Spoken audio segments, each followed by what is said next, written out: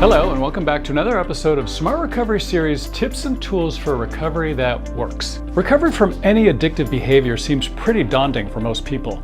The easiest course of action is to do nothing about the problem, but doing nothing isn't an option anymore. You know you have to make a change.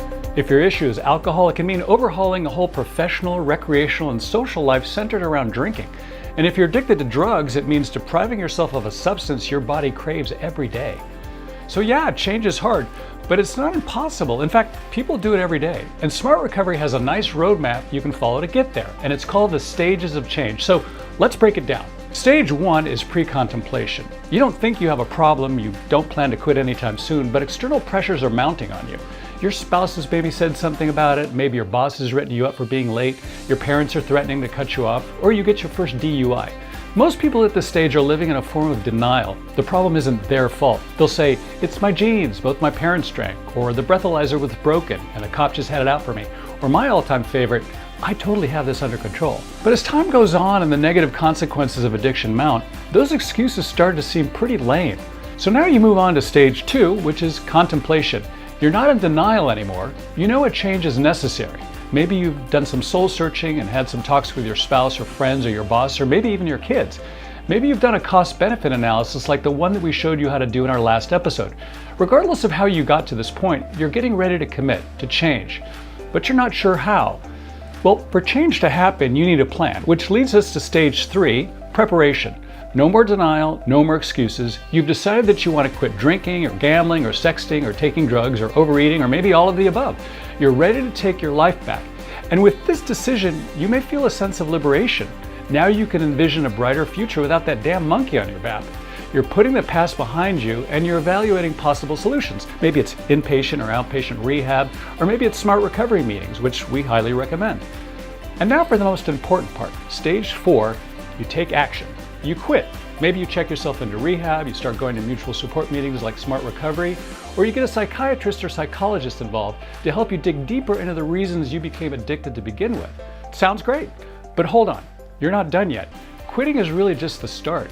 For your recovery to stick, stage 4 also requires that you build a new life with a new purpose centered around healthy activities, supported by friends who are on the same page as you are. I'm not going to sugarcoat it. This part is hard. It's scary. But it can also be the most rewarding experience of your life because breaking free from addiction finally allows you to evaluate your goals, your priorities, your needs, your fears. In essence, looking at your true self through a clear and unfiltered lens. You know, it's said that knowledge is power. Well, knowledge about yourself is power with a purpose. But don't rush this part either. It doesn't happen overnight. It takes time to recover the life you lost and rediscover the fun stuff you did before your addiction happened. It gives you a chance to uncover new strengths about yourself, new passions. Don't regret the time that you lost to addiction. Focus on all the time you have now to dedicate to personal growth and to build long-term happiness. Now that you're back in control of your life, you have to keep it that way. So stage 5 is maintenance, the day-to-day work of continuing to build your confidence, dealing with urges, overcoming negative thoughts and emotions that test your will, and building a personal, family, social, and vocational life centered around sobriety. You might find that you still need to go to meetings once a week or maybe once in a while, or maybe like me, you decide to start your own recovery meeting. Whatever strategies you adopt, the goal is to always move forward and never backwards, because there really is a finish line in your recovery. That is when you've rebuilt your life, and now your risk of becoming an addict is no greater than anyone else. So then what? Well, that really depends on you. Maybe you're the kind of person who can forget your addiction ever happened. Or maybe you know yourself well enough to suspect that you could relapse. Maybe you need periodic maintenance in the form of meetings or counseling or volunteering to help others in recovery, or something as simple as mindfulness or perhaps meditation. And this brings us to an important thing you should know and remember about the stages of change model. It's not perfectly linear. You may skip a stage or go back a stage from time to time.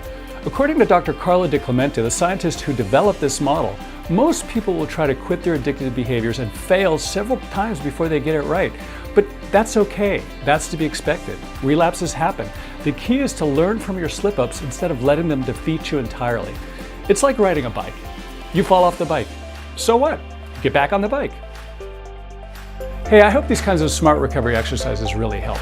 If you've used them, we'd love to hear from you. Drop us a line at tipsandtools@smartrecovery.org.